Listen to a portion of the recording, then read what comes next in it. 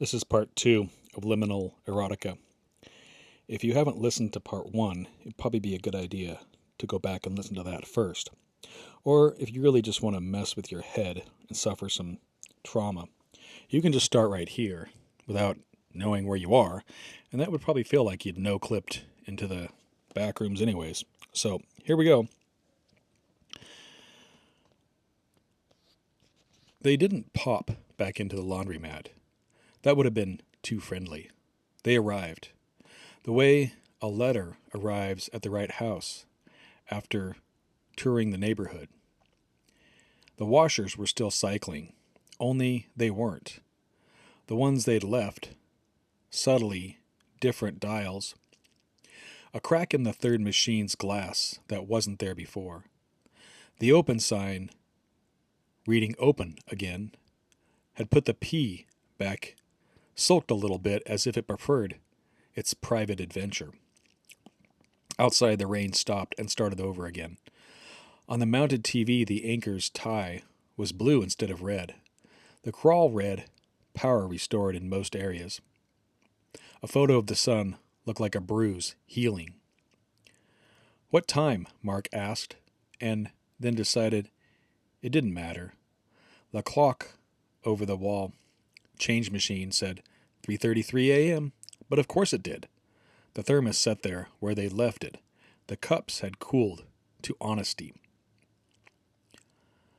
They looked at each other like survivors, and like little kids who'd gotten away with something, kind of like lighting a firecracker in church.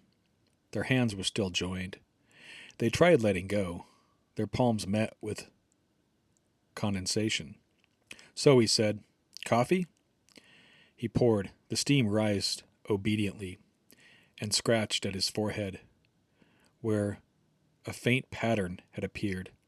Nothing dramatic, a soft, scalloped impression like the memory of carpet pressed into skin after a nap. He noticed a small, similar, not quite mark on her temple, like someone had kissed her with a wall. "We tell anyone?" he asked. "Who would understand?" she said. "Not sad." He nodded, and then, "What if it wants us back?" She considered. "Then I'll make another door, and we'll ask what it wants," she said, and then decided what we want, too. They sat in the humming night of a laundromat that had not promised to stay put. He told her roofing stories, and about a wind that unzipped a whole block like a jacket, and how the neighborhood came without brooms and casseroles, and the mystery of a marching band that practiced on Tuesdays. She recited another poem, one about two people passing a bus at the same time every day for a year without ever noticing, until they did, and then the year rearranged itself around them like furniture. At 4:12 a.m., or maybe still 3:33 a.m., a woman in a blue raincoat came in and looked around, decided the place didn't have the kind of ghost that she was looking for, and fed quarters into a washer, and then that swallowed them like a kid licking a candy lollipop, and then burped defiantly. The world remembered how to be itself in public. "Did we go home?" he asked. "Eventually," she said. "Doors are happier when you don't make them do all the work." He laughed. "You ever try breakfast before sleep?" "Hash browns," she said. "Ruth's Diner," he said. "Crispy on the outside, soft in the middle." He smiled. It was a light switch on a mildewy new room wall. That's liminal cooking. They left the baskets where they were. The washers would forgive the pause. The universe would keep tuning.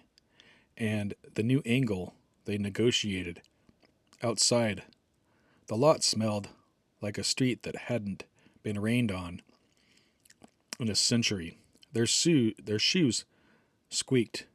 The neon open sign buzzed, content to have opinions again.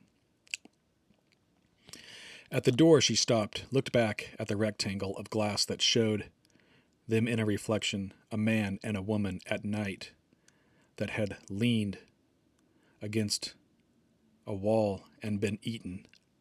She raised 2 fingers in a small salute. The glass didn't wave back. It didn't have to. Ready, she said, again, knowing the answer.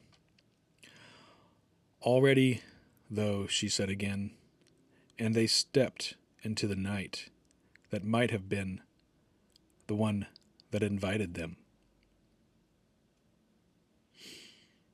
They wrote them down over breakfast on a napkin in Ruth's diner and paid 4 cents in bulk.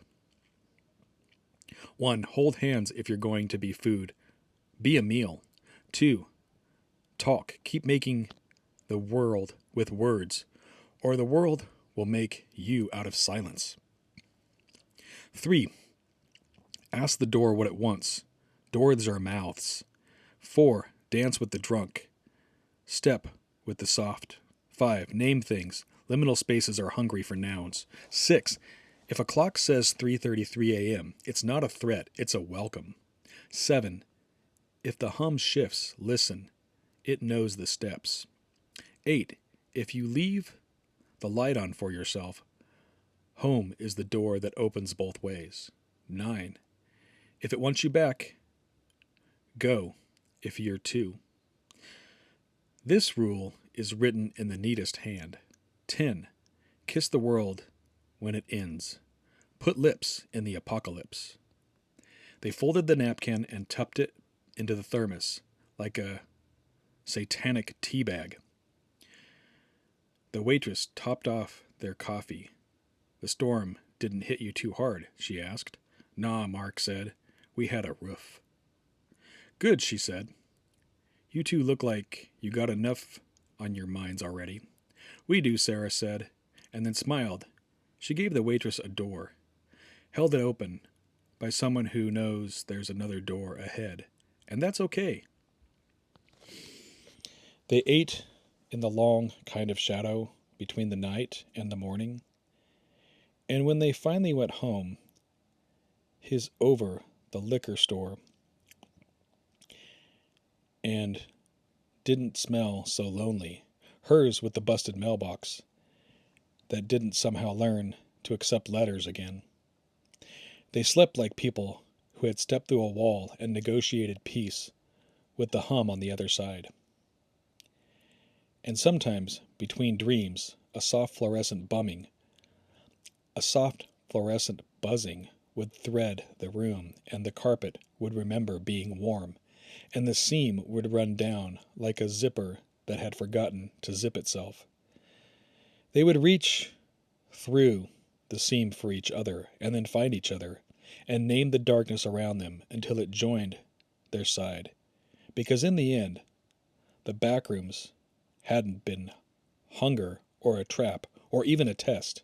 It had been a threshold that needs mouths to say what it was and hands to prove it was true.